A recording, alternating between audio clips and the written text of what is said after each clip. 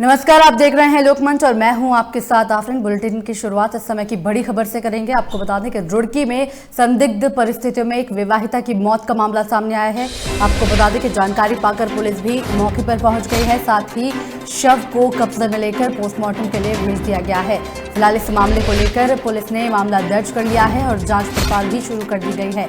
Civil line कोतवाली क्षेत्र का ये मामला बताया जा रहा है। बड़ी खबर रुड़की से दे रहे हैं, जहां पर संदिग्ध परिस्थितियों में एक विवाहिता की मौत हो गई है। इस मामले को लेकर पुलिस ने मुकदमा दर्ज कर लिया है। साथ ही शव को फिलहाल पोस्टमार्टम के लिए भेज दिया गया है, जिसके बाद पोस्टमार्टम की रिपोर्ट के बाद ही अब इस मामले का खुलासा हो पाएगा, जिसके आधार पर अब पुलिस इस मामले की जांच पड़ताल भी करेगी। सिविल लाइन कोतवाली क्षेत्र का ये मामला बताया जा रहा है।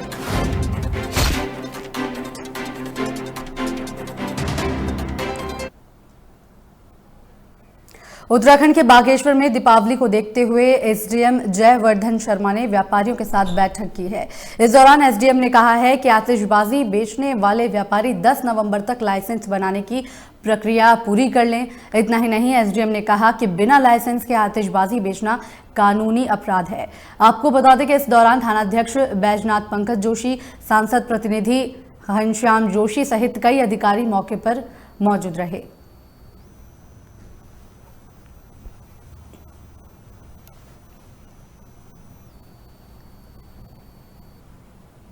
व्यापार संघ और व्यापारियों के साथ आज पुलिस और तहसील प्रशासन ने संयुक्त रूप से इसमें मीटिंग करी है कि दीपावली के लॉ एंड ऑर्डर व्यवस्था और जो पटाखों की बिक्री है उसको किस तरीके से आयोजित किया जाएगा, इस बारे में एक विचार विमर्श हुआ था। इस बारे में मैं बताना चाहूँगा कि कोई भी व्यापारी बिना लाइसेंस लिए पटाखे बेच नहीं सकता। अगर कोई ऐसा पटाखे बेचते हुए पाया जाता है तो मेरे द्वारा ऐसा को निर्देशित किया गया है, वो समय समय पे परीक्षण भी करते रहें, देखते रहें। अगर कोई व्यक्ति ऐसा पाया जाता है उसके खिलाफ मुकदमा और अन्य कार्रवाई करना सुनिश्चित करेंगे। वहीं हल्द्वानी में पूर्व मुख्यमंत्री विजय बहुगुणा के खिलाफ अभद्र टिप्पणी का मामला तूल पकड़ता जा रहा है। आपको बताते कि बीजेपी के पूर्व प्रदेश अध्यक्ष और नैनीताल सांसद अजय भट्ट ने अमर्यादित टिप्पणी को दुर्भाग्यपूर्ण बताया है। वहीं अजय भट्ट ने कहा कि विजय बहुगुणा बीजेपी के वरिष्ठ नेता हैं, उनके खिलाफ इस तरह की टिप्पणी या अभद्र भाषा का प्रयोग बिल्कुल भी जायज नहीं ठहराया जा सकता। बीजेपी प्रदेश अध्यक्ष जरूर इस पर संज्ञान लेकर कार्रवाई करेंगे। साथ ही पार्टी के शीर्ष नेताओं के खिलाफ टिप्पणी करना गलत है। प्रदेश अध्यक्ष के संज्ञान में ये मामला आएगा तो आवश्यक कार्रवाई भी की जाएगी।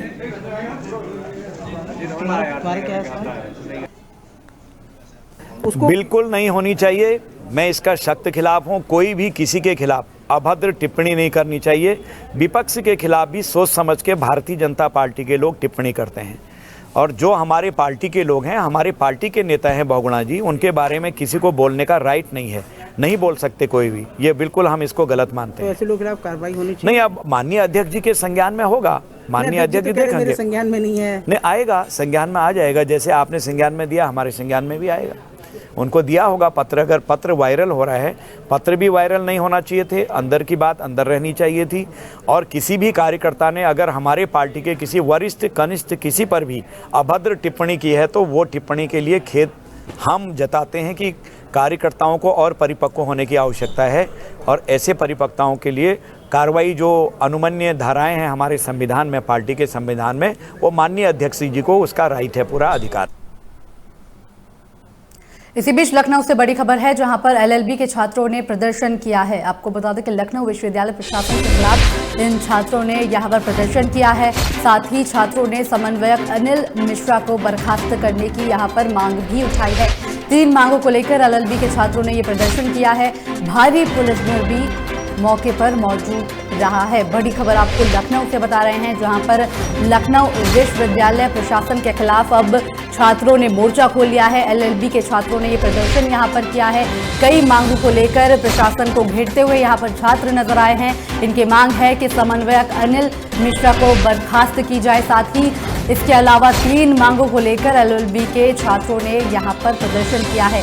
मौके पर भारी पुलिस बल भी मौजूद था।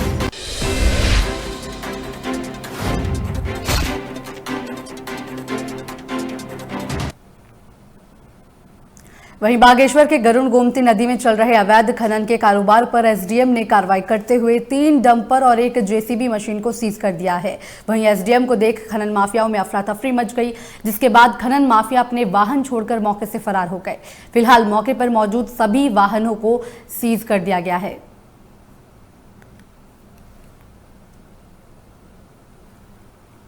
क्षेत्र के अंतर्गत ये नदी तट पे खनन की लगातार सूचनाएं प्राप्त हो रही थी, तो आज हमारे द्वारा ये तहसील प्रशासन और पुलिस प्रशासन द्वारा संयुक्त रूप से यहाँ पे छापेमारी की गई है।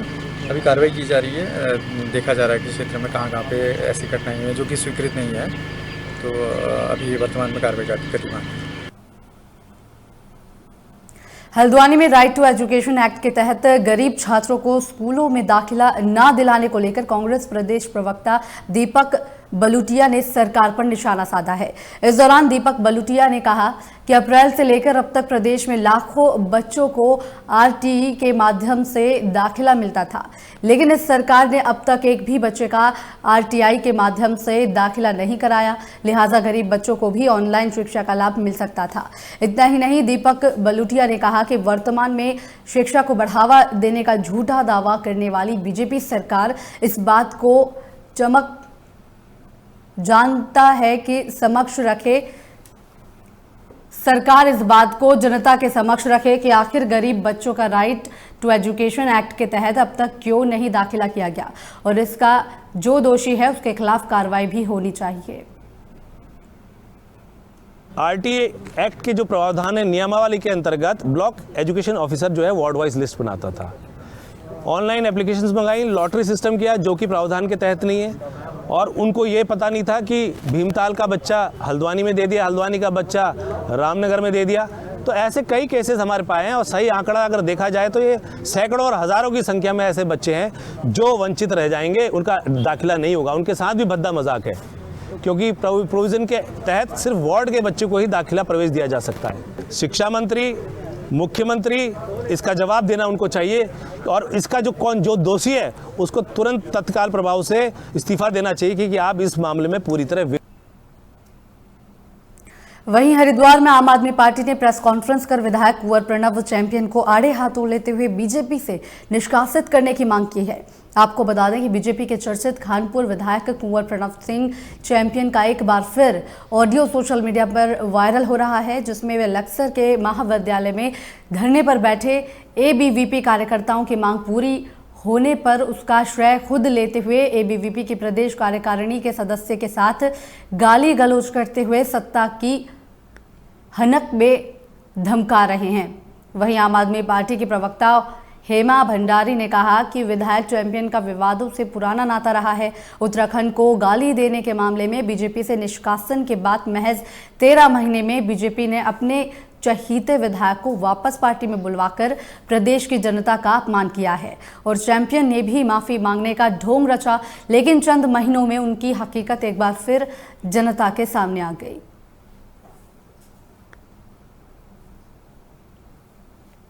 जिस तरह से कुंवर प्रणव चैंपियन का एक ऑडियो वायरल हुआ है, और जिसमें वो बहुत अभद्र भाषा का प्रयोग कर रहे हैं, गाली गलौज का प्रयोग कर रहे हैं, ऐसे उनका पहले भी कई बार इस तरह की विवादों में वो फंसे हुए रहते हैं। और जैसे कि उन्होंने उत्तराखंड को भी गाली दी थी, तो उस समय उन्होंने ढोंग एक रचा था माफ़ी मांगने का, लेकिन उसके बाद दोबारा उन्होंने बीजेपी ने उनको निष्कासित किया था, लेकिन अपने इस चहेते विधायक को उन्होंने दोबारा अपनी पार्टी में शामिल कर दिया है। और इस ऑडियो से लगता है कि कुंवर प्रणव चैंपियन सुधरने वाले नहीं हैं, और हम जो है आम आदमी पार्टी इस तरह के जो विधायक हैं उनको बिल्कुल उत्तराखंड में बर्दाश्त नहीं करेगी, और उन्हें जल्द से जल्द या तो खुद से इस्तीफा दे देना चाहिए और बीजेपी को उन्हें बर्खास्त कर देना चाहिए, हम लोगों की मांग है। इसी बीच बड़ी खबर बदायूं से है, जहां पर ट्रांसफार्मर में ब्लास्ट होने से भीषण आग लग गई है। आग की चपेट में आने से दुकानदार झुलस गया है, साथ ही घायल दुकानदार को अस्पताल में अब भर्ती भी करा दिया गया है। आग से जलकर 2 बाइक भी इस घटना में राख हो गई हैं। बिजली विभाग की ये बड़ी लापरवाही साफ तौर पर देखने को मिल रही है। 4 दिन पहले भी ट्रांसफार्मर में इसी तरह से आग लग गई थी।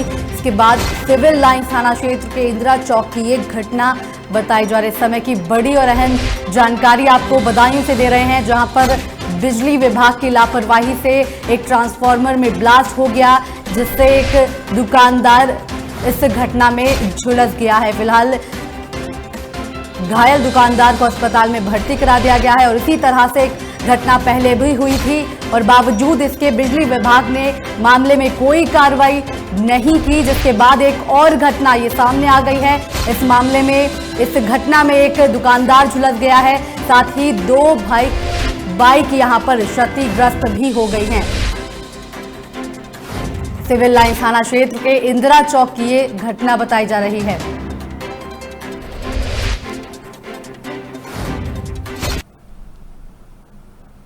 उत्तर प्रदेश के वाराणसी में अधिवक्ताओं ने पुलिस प्रशासन के खिलाफ धरना प्रदर्शन किया है। आपको बता दें कि आज सुबह वरिष्ठ पुलिस अधीक्षक कार्यालय के बाहर अधिवक्ताओं ने जोरदार प्रदर्शन करते हुए एसपी वापस जाओ के नारे लगाए और साथ ही अधिवक्ताओं ने कहा कि सोशल डिस्टेंसिंग और मास्क को लेकर पुलिस आम जनता को परेशान कर रही है। वहीं पुलिस ने प्रदर्शनकारियों के खिलाफ मास्क ना लगाने का मुकदमा दर्ज किया है। वहीं सेंट्रल बार महामंत्री शैलेंद्र सिंह बबलू ने बताया कि सेंट्रल बार पूर्व वरिष्ठ उपाध्यक्ष घनश्याम सिंह भेलखा और रंजन मिश्र ने प्रस्ताव दिया है, जिसमें प्रतिमिकी दर्ज करने की निंदा की गई है और उसे रद्द करने के लिए उच्चाधिकारियों से मिलने का प्रस्ताव भी दिया गया है।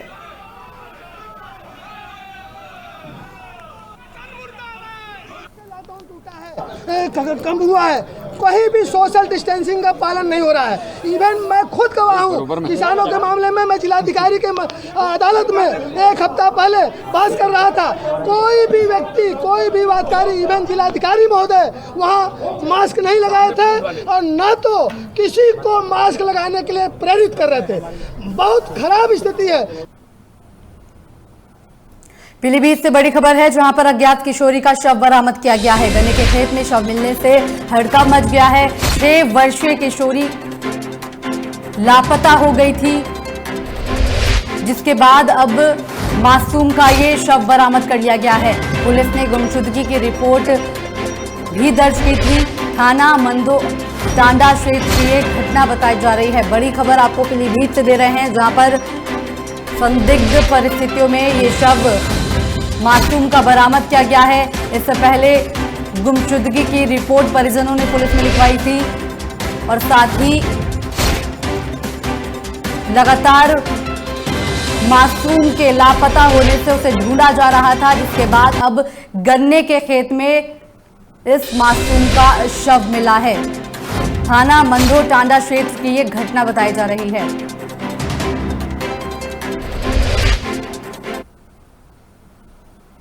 वहीं उत्तर प्रदेश के वाराणसी में त्योहारों को देखते हुए वरिष्ठ पुलिस अधीक्षक अमित पाठक ने शहर का जायजा लिया। साथ ही वरिष्ठ पुलिस अधीक्षक अमित पाठक ने आम लोगों के भेष में बनाकर बाइक पर बैठकर सड़क पर उतरकर और शहर की सुरक्षा व्यवस्था का जायजा लिया है। एसएसपी ने दीपावली और धनतेरस के मद्देनजर सर्राफा व्यापारियों से मिलकर उनके सुरक्षा के बारे में भी जाना, साथ ही जमीनी हकीकत को परखा और इस दौरान वरिष्ठ पुलिस अधीक्षक शहर के गोदोलिया चौक सहित अन्य क्षेत्रों में भ्रमण भी किया गया।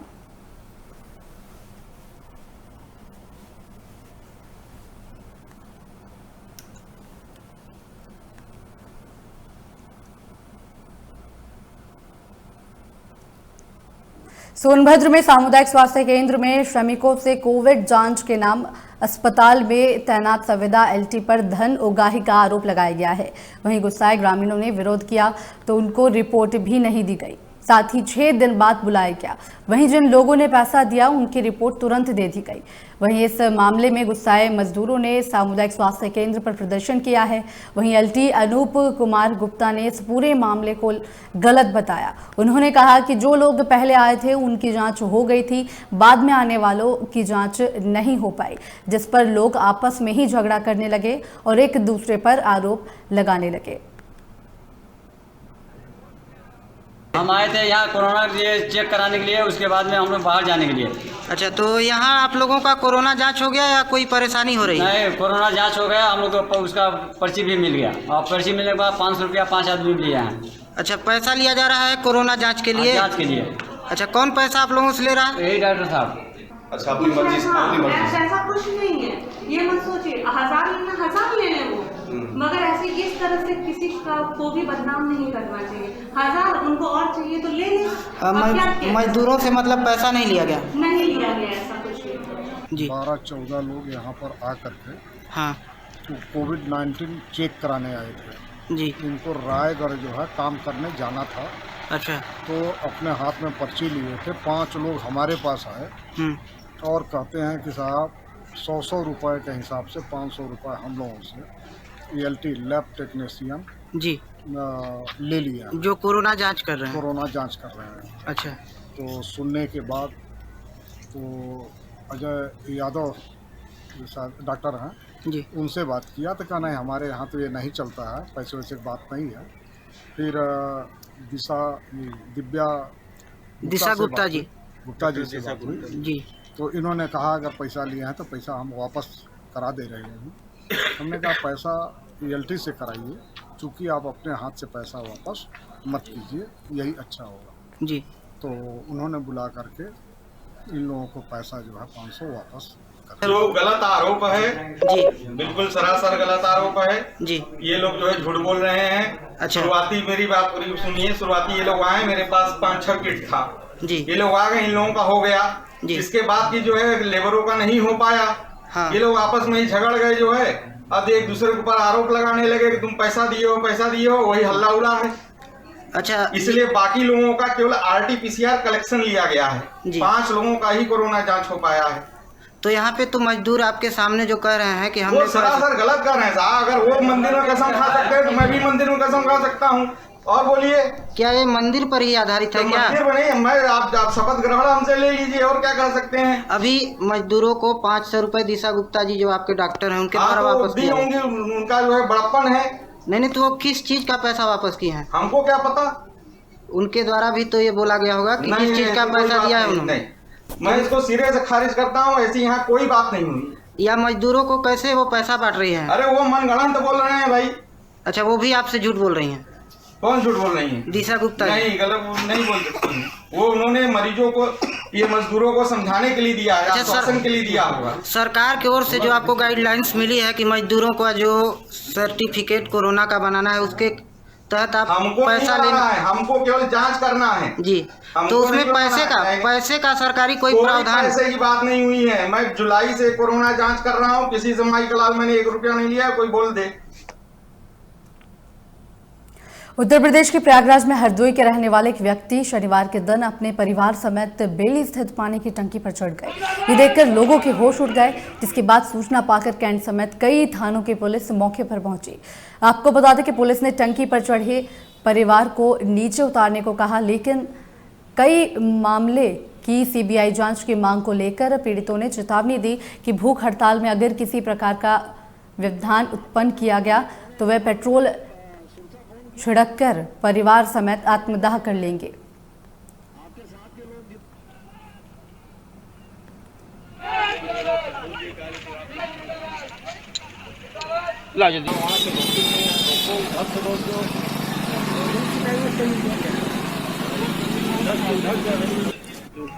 नीचे हरदोई के रहने वाले हैं, वहाँ के सुरसा थाना क्षेत्र का।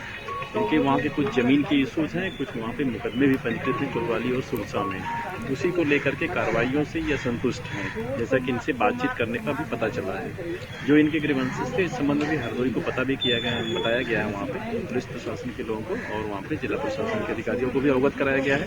वो इनके पास क्योंकि 2 नंबर है, सीधे बात भी कर रहे हैं। हम लोग भी लगातार इनसे संपर्क में हैं। अभी इनसे बातचीत करके कोशिश की जा रही है कि इनको नीचे लाया जाए, फिर इनकी समस्याओं का समाधान करें।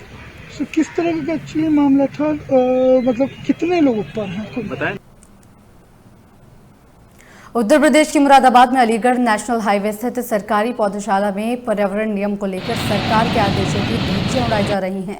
आपको बता दें कि प्रदूषण फैलाने की सामग्री को आग के हवाले यहां पर किया जा रहा है। चौंकाने वाली बात यह है कि कचरे और पराली को पौधशाला के प्रभारी निरीक्षक संजीव कुमार की मौजूदगी में ही जलाया जा रहा है। साथ ही इस हाईवे से अधिकारियों का निकलना बढ़ना लगा रहता है, लेकिन कचरे और पराली में लगी आग और प्रदूषण होता किसी अधिकारी को नहीं दिखाई दे रहा।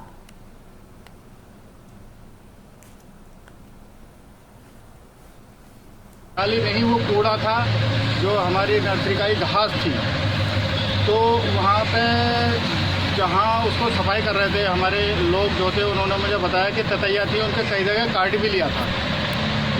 तो किसी की अनुमति लेकर आपने उसे जलाने को बोला था या आपने अपनी तरफ से जलाना? वो इतनी बड़ी अधिक मात्रा में नहीं थी, वो छोटा सा कूड़ा था जहाँ ततैया थी, केवल वहीं उन्होंने आग लगाई थी, उन्होंने मुझे बताया था। और जैसे ही मैं नर्सरी में पहुँचा हूँ, मैंने आग देखी है तो तुरंत मैंने उसको बुझवाया।